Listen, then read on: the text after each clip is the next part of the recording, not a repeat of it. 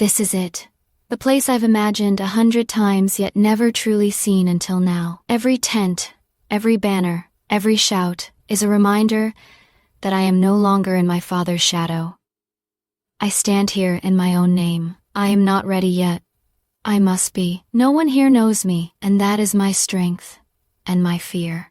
Every face I pass feels like a question. Can you fight? Can you endure? Can you stand when the storm comes? I keep my gaze steady though. The knot in my stomach tightens. I remind myself of the nights I stayed awake listening to father's stories. Stories of honor, of sacrifice. Now, I must live them. They see me as another recruit good. If they look too closely, they'll see I am not what they expect. That one with the sharp eyes, he'll be trouble. And the boy with the smile, why does kindness feel heavier than suspicion? This camp, it's not just a place of strength. It's a place where every glance is a test, and every word, a weapon. I had imagined the first words I'd hear here would be a welcome instead. They are a command, loud, sharp, impossible to ignore. This is no place for hesitation. If I falter now, I will be swept away like a leaf in the river. Training started right away. There is no time to waste, no time to rest. They want to see if we can endure before we even eat. The sack digs into my shoulder, the weight stealing my breath. But if I falter now, I'll never earn a place here. Every step burns, but each one is mine to take. This is not the road from home. This is the climb toward who I must become. No matter how far the hill, no matter how heavy the burden, I will not stop.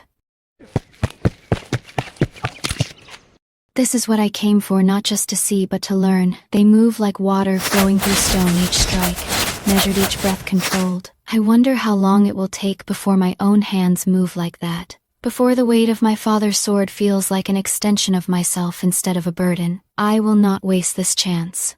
No matter how hard the days become, I will endure.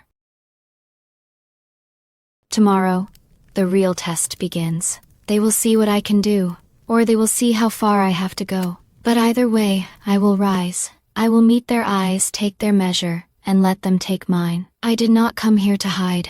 I came here to prove to them, to my family, and to myself that I was meant to stand here.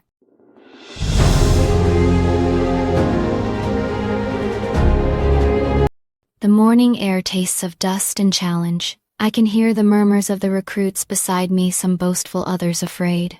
My heart beats faster, not from fear, but from the knowledge that this is where I must prove I belong. Father taught me to be swift as the river when the path is narrow, steady as the mountain when the ground shifts beneath me. I repeat his words as if they were armor wrapping around me, tighter than any leather strap. The instructor's voice cuts through the air, and the course looms ahead, like a test written by the gods. Every muscle in my body is ready to ache. Every breath will be earned, and every step will carry me closer to the warrior I promised myself I'd become. The world sees me as a farmer's daughter, too delicate to hold a sword, too small to carry a soldier's burden. They see a girl who should have stayed home weaving silk by the fire, but they do not know the fire in my chest. When father could no longer march, I took his place, not because I wanted glory, but because I could not bear to see his hands tremble under the emperor's command. Every rung of this rope is a promise to him. Every step over this beam is my refusal to fall. The mud below may swallow others, but it will not take me. I have walked through storms heavier than this weight upon my back. I am Mulan, not just my father's daughter, but his shield, his voice, his courage made flesh. And I will endure until there is nothing left to endure.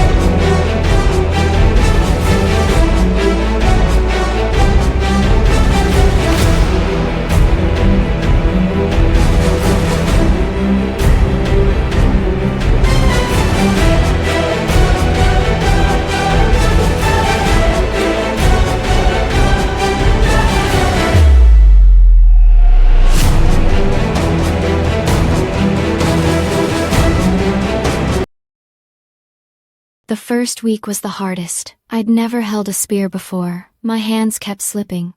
My arms gave out, and I fell. A lot. I could hear the others getting better. Their movements were faster, sharper. Mine weren't. Every mistake felt louder than the one before. I wanted to disappear. Just for a minute, just so I could breathe.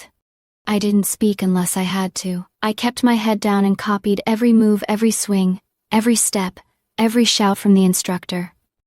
I felt everyone's eyes on me, and not in a good way. I was offbeat, too slow, too stiff. I stood out, and not because I was special, because I was struggling. That made everything harder. I hated feeling like the weak one. So I stopped trying to impress anyone. I focused on surviving. If I could move like them, breathe like them, train like them, then maybe they'd stop seeing me as the one who didn't belong. Training was brutal. My hands bled.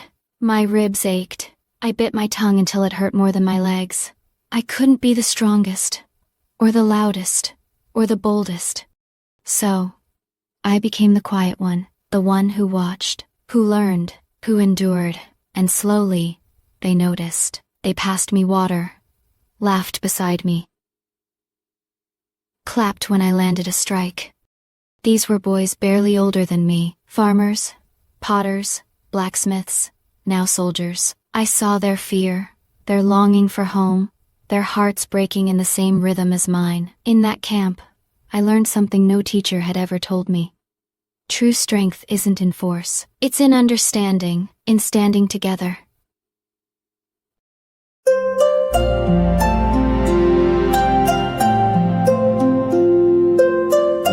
They say strength is found in the body and how hard you hit, or how long you last. But I found it elsewhere, in shared laughter over burnt rice, in a hand reaching out when I fell, in the unspoken trust between strangers who became brothers. I didn't have the biggest voice, or the strongest arms, but I had something just as powerful. Connection. Strength is not in muscle or rank. It's in the bond we build with others.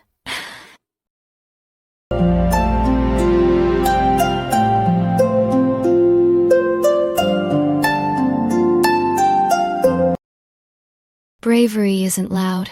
Sometimes, it's a whisper in the dark. It's not the shout on the battlefield or the clash of swords. It's the moment you pack your things in silence, with no one watching. The moment your hands tremble, but you still take one more step forward. It's the decision you make when your heart is breaking, to protect someone you love more than yourself. No applause, no glory, just breath, and fear, and love. That night, as I walked into the unknown, my bravery didn't roar, it whispered, "Go," and that was enough.